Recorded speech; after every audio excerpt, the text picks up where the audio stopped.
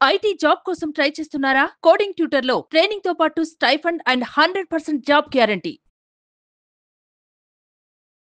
Welcome to Suman TV. నేను మీ Suman TV. Kolkata ఇన్సిడెంట్కి సంబంధించింది తృణమూల్ కాంగ్రెస్ పార్టీలోనే లవ్లీ మైత్ర అనేటువంటి పర్సన్ ఎవరైతే ప్రొటెస్టర్లు ఉంటారో, అంటే నిరసన హింసాత్మకంగా కాకుండా అహింస మార్గంలో వెళ్తున్నటువంటి డాక్టర్స్ని కసాయి వాళ్ళు అనేటువంటి వర్డ్ యూజ్ చేయడం జరిగింది. అసలు ఎవరి లవ్లీ మైత్ర, ఆవిడ చరిత్ర ఏంటి అనేది ఈ రోజు మనతో పాటు హైకోర్టు అడ్వకేట్ రవీంద్రనాథ్ గారు ఉన్నారు. వారి మాటలు తెలుసుకుందాం. Hello sir. హాయ్ అండి నాగరాజ్ గారు. ఎవరి లవ్లీ మైత్ర, ఏమిటి ఆవిడ చరిత్ర? ఆగస్టు 9 హర్రర్ అని మనం ఏదే చెప్పుకుంటున్నాం. దానికి సంబంధించి ఇటీవల కలకత్తాలో అనేక అల్లర్లు, రాస్తారోకోలు, నిరసనలు బాగా పెళ్లిబుక్కుతున్నాయి. ఈ సందర్భంగా టీఎంసీ తృణమూల్ పార్టీ కాంగ్రెస్ సంబంధించినటువంటి లవ్లీ మైత్ర అని పేరు చెప్పినటువంటి అరుంధతి మైత్ర, ఈవిడ అసలు పేరు అరుంధతి మైత్ర, ఈవిని లవ్లీ మైత్ర అని కూడా పిలుస్తారు. ఈవిడ దక్షిణ సోనార్పూర్ జిల్లా ఎమ్మెల్యేగా పనిచేస్తున్నారు ప్రెసెంట్. ఆవిడ ఒక అందమైన నటి. ఈవిడ ముఖ్యంగా టెలివిజన్ షోస్ చేసుకుంటూ మంచి పాపులర్ సంపాదించారు.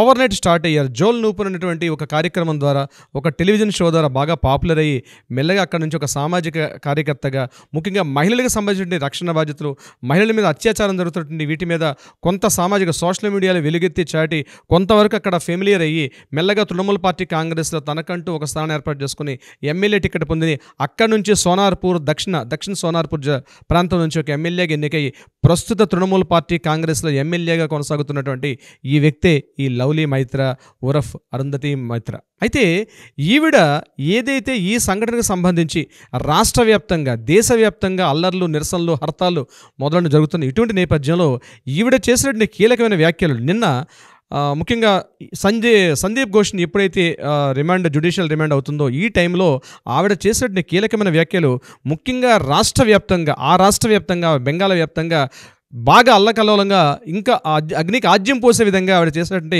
వ్యాఖ్యలు అయితే ఉన్నాయి. నాగరాజ్ గారు, ఏంటి సార్ ఆ వ్యాఖ్యలు?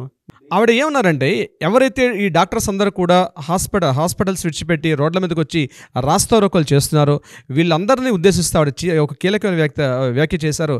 దాన్ని కసాయి వాళ్ళు, అంటే మాంసం కొట్టుకునే వ్యక్తుల్లో అటువంటి వాళ్ళతో అటువంటి వ్యక్తులు అంటే కసాయి వాళ్ళు, అంటే మానవత్వం లేని వాళ్ళు అన్నటువంటి మాటను చెప్తూ ఆవిడ కసాయి వారు అని బెచ్చర్స్ అని చెప్పి ఆవిడ ఉచ్చరించడం జరిగింది. ఆల్ డాక్టర్స్ ఎవరైతే ప్రొటెక్ట్ చేస్తున్న ధర్నాల్లో పాల్గొన్నటువంటి ఆల్ డాక్టర్స్ అందరూ కూడా అట్లా ఉద్దేశించి కసాయి వాళ్ళు అని చెప్పడం జరిగింది. బెచ్చర్స్ అంటే కసాయి. అవునండి, కసాయి వాళ్ళు మాంసం కొట్టుకునే వాళ్ళు అన్నటువంటి అర్థం అక్కడ మనకి వస్తుంది దానికి సంబంధించి. అలా మాట్లాడారు, అంతగా మాట్లాడారు. అంటే సార్ అంటే ప్రొటెస్ట్లు ఏం చేస్తారు సార్? అహింసా మార్గంలో వాళ్ళు చేస్తూ ఉన్నారు న్యాయం కోసం అని చెప్పేసి ఇవిడ మాట్లాడినటువంటి మాట, అంటే ఆ పార్టీ ఇన్సిడెంట్కి సంబంధించినటువంటి వాటిల్లో ఎంటైర్ స్టేట్ని ఏ విధంగా ఇన్ఫ్లుయెన్స్ చేస్తుందని చెప్పడానికి దీనికంటే బెస్ట్ ఎగ్జాంపుల్ ఇంకొకటి ఉండదేమో. ఒక డాక్టర్స్ని పట్టుకుని కసాయి వాళ్ళు అని అంటే అసలు దీన్ని ఎలా తీసుకోగలుగుతాము? నాగరాజ్ గారు, ఇప్పుడు ఏదైతే ఆ రాష్ట్ర వ్యాప్తంగా జరుగుతున్న సంఘటనలు ఏవైతే ఉన్నాయో, ముఖ్యంగా జూనియర్ డాక్టర్లు కావచ్చు, హెల్త్ వర్కర్స్ కావచ్చు, వీళ్ళందరూ కూడా వాళ్ళ సొంత విషయానికే వాళ్ళు చేయట్లేదని రాస్తారోకోలు, లేదా వాళ్ళకేదో పెన్షన్స్ కావాలని, గ్రాట్యుటీస్ కావాలని, శాలరీలు పెంచమని, ఇంకొకటి చేయమని వాళ్ళు చేయట్లేదండి. వాళ్ళు కోరుతుంది, మేము ఎక్కడైతే వైద్య సంస్థల్లో పనిచేస్తున్నామో మాకు రక్షణ కల్పించండి, అక్కడ ఉన్నటువంటి మేము రోగులకి మేము సేవ చేస్తాం, మాకు రక్షణ కల్పించండి అని చెప్పి కోరుకుంటున్నారు తప్పించి వాళ్ళకి ఏదో శాలరీలు పెంచమనో లేకపోతే మాకు లీవ్స్ కావాలనో మరో విధంగా చేయట్లేదండి. 24/7 చేసే హెల్త్ వర్కర్స్ యొక్క డ్యూటీ అసామాన్యంగా మనం ఉంటుంది. వాళ్ళని కొలమానం లేనటువంటి పరిస్థితి వాళ్ళది హెల్త్ వర్కర్స్ సంబంధించి. వాళ్ళు ఏం చేస్తున్నారండి? వాళ్ళు లీవ్స్ కావాలనో, గ్రాట్యుటీస్ కావాలనో, పెన్షన్ కావాలనో, ఇంకొకటి కావాలని చేయట్లేదు కదా వాళ్ళు చేసేది.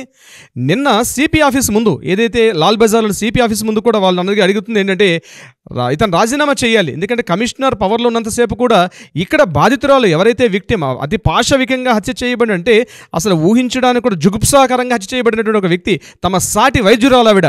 రాబోయే రోజుల ప్రజెంట్ ట్రైన్ డాక్టర్ మరికొద్ది రోజుల్లో ఒక పట్టా పొంది ఆవిడ వైద్య వృత్తిలో ప్రవేశించబోతున్న ఒక సాటి డాక్టర్ని వాళ్ళు అమానుషంగా, అతి పాశవికంగా చంపిన ఆ దృశ్యాన్ని జీర్ణించుకోలేకపోతున్నారు వాళ్ళు. మేము కూడా నైట్ డ్యూటీస్ చేస్తాం, అర్ధరాత్రి అనగా అపరాత్రి అనకుండా వచ్చేటువంటి రోగులకి వాళ్ళకి ఏ వ్యాధి ఉందో తెలియదు, ఏ జబ్బు ఉందో తెలియదు, అటువంటి ఈవెన్ దో పాండమిక్ సిచ్యువేషన్లో కూడా వాళ్ళందరినీ మనం వాళ్ళ దేవుళ్ళ చూసాం. వాళ్ళని ఈవెన్ దో కరోనా టైంలో కూడా అంతటి సేవలు అందించినటువంటి అత్యుత్తమమైనటువంటి సేవలు అందించిన వైద్యాధికారులని, ముఖ్యంగా వైద్య సంస్థల్లో పనిచేస్తున్నటువంటి నర్సింగ్ నుంచి హెల్త్ వర్కర్స్ అందరికీ నేను చెప్తున్నాను, వాళ్ళని పట్టుకొని ఒక కసాయి వారు అని చెప్పడం అన్నది ఎంత హేయమైన చర్య అంటే, దీనిని ఎప్పుడైతే ఈవిడ చెప్పిందోనండి నాగరాజు గారు, ఇమీడియట్గా దీనికి లింక్ పెట్టి నేను చెప్తున్నానండి, ప్రజల్లో అప్పటి వరకు శాంతియుతంగా చేస్తున్నటువంటి ఏదైతే నిరసనలు ధర్నాలు ఒక్కసారి పెళ్లిబుకేయండి.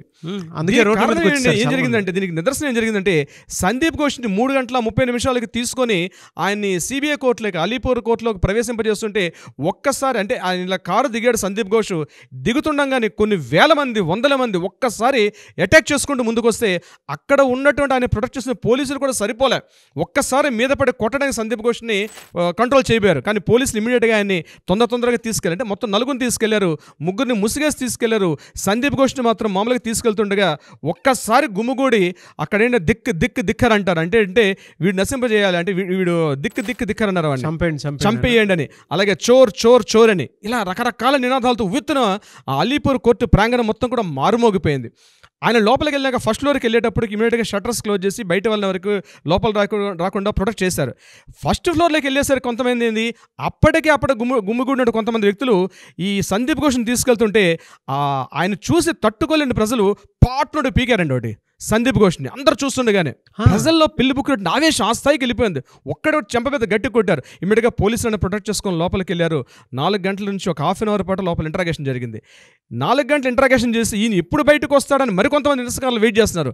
మళ్ళీ బయటకు వచ్చేసరికల్లా ఆల్రెడీ ఉన్న పరిస్థితిని అర్థం చేసుకున్న పోలీసులు సిఆర్పిఎఫ్ భద్రతా దళాన్ని ఇమీడియట్గా ప్రొటెక్ట్ చేసుకుంటూ ఆయన్ని పూర్తిగా ప్రొటెక్ట్ చేసి మళ్ళీ కోర్టు ప్రాంగణం నుంచి బయటికి దిగి ఆయన్ని మెల్లగా కారులోకి వచ్చేసరికి వెనక నుంచి మరొక నిరసన ఫాస్ట్గా వెళ్ళి ఆయన తల మీద ఘాటు కూడా పీకిగాడండి సందీప్ ఘోష్ మీద. అంటే ఏ కోపం అంటే, సందీప్ ఘోష్ని అరెస్ట్ చేసింది దేని మీద అంటే ఈ కేసు సంబంధించి చేయలే, అతను అలిగేషన్స్ ఉన్నటువంటి దానికి సంబంధించి చేశారు. అయితే ఈవిడ చూడండి ఎంత ఆగ్రహావేశాలు ఉన్నాయి వాళ్ళ దగ్గర. సందీప్ ఘోష్ని ఇస్తే ముక్కలుగా ఖండాలుగా నరికేద్దాం అన్నట్టు చూస్తున్న ప్రజల్లో అంత ఆవేశం, అంత ప్రజల్లో నిరసన వెల్లువెత్తుతున్న ఆ సమయంలో ఈవిడ చేస్తున్న వ్యాఖ్యలు ఒక విధంగా అగ్నికి ఆజ్యం పోసేటట్టుగా, బహుశా ఇలాంటి వ్యాఖ్యలు చేయకూడదు. అయితే దీని మీద తృణమూల్ కాంగ్రెస్ పార్టీ కూడా వాళ్ళ స్పోక్స్ పర్సన్స్ ఖండించారు, ఇట్లా చేయొద్దని చెప్పి ఆమె చెప్పడం జరిగింది. కానీ భారీ మూల్యం చెల్లించుకుంటారు. కానీ జరగాల్సిన డ్యామేజ్ జరిగిపోయిందండి. ఇప్పుడు జరగాల్సిన డ్యామేజ్ జరిగిపోయింది. ఇప్పుడు హెల్త్ వర్కర్స్ చేస్తున్న పని మీద వాళ్ళని కసాయి వాళ్ళంటే అది ఏమనుకుంటున్నారు ఆవిడ అంటే, వాళ్ళని ఉన్నటువంటి క్రూయల్టీ అంది ఇటువంటి సిచ్యువేషన్లో బయటపడుతుంది.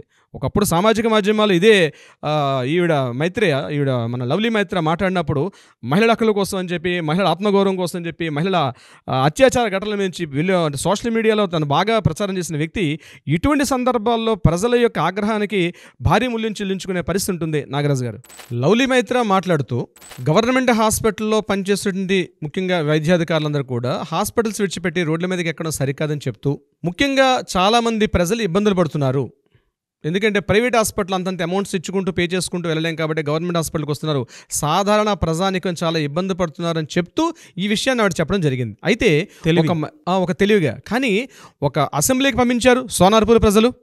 అక్కడ తను చేయాల్సిందంటే అసెంబ్లీలో గవర్నమెంట్ హాస్పిటల్లో కనీస ప్రమాణాలు కూడా లేవు.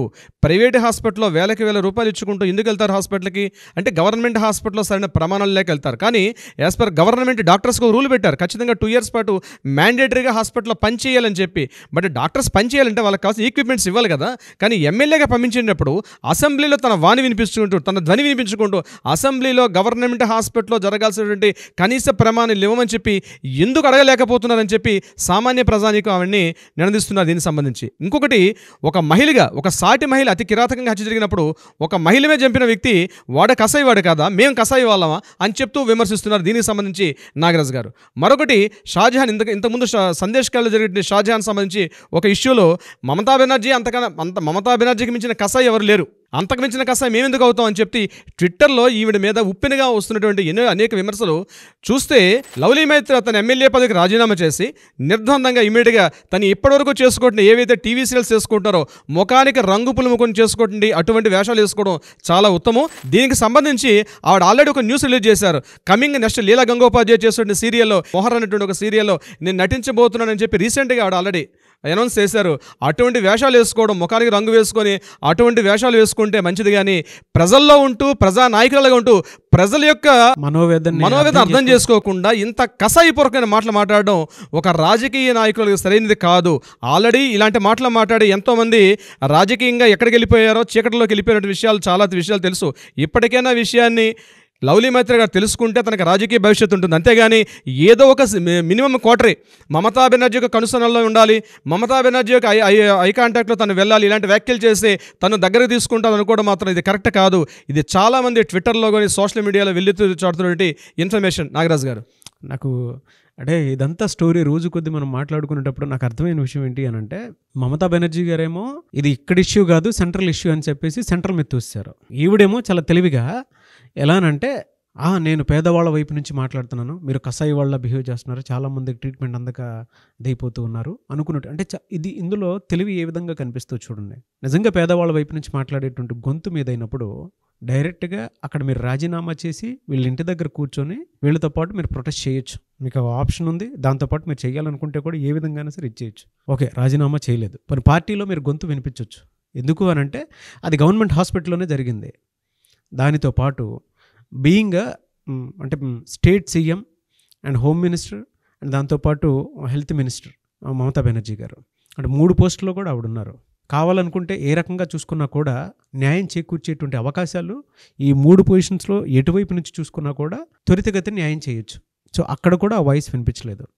ఇప్పుడు ఏంటి అని అంటే, నేను ప్రజల పక్షాన పేదవాళ్ళ పక్షాన మాట్లాడుతున్నానంటే అంటే చనిపోయిన మనిషి పేదవాళ్ళు కాదా, ఒక్కొక్క స్టూడెంటే కదా. ఆ పాయింట్లో నేను చూసేప్పుడు దేశం మొత్తం దీనికి సంబంధించినటువంటి వాటిల్లో సత్వర న్యాయం జరగాలని చెప్పి దేశం మొత్తం కోరుకుంటుంది.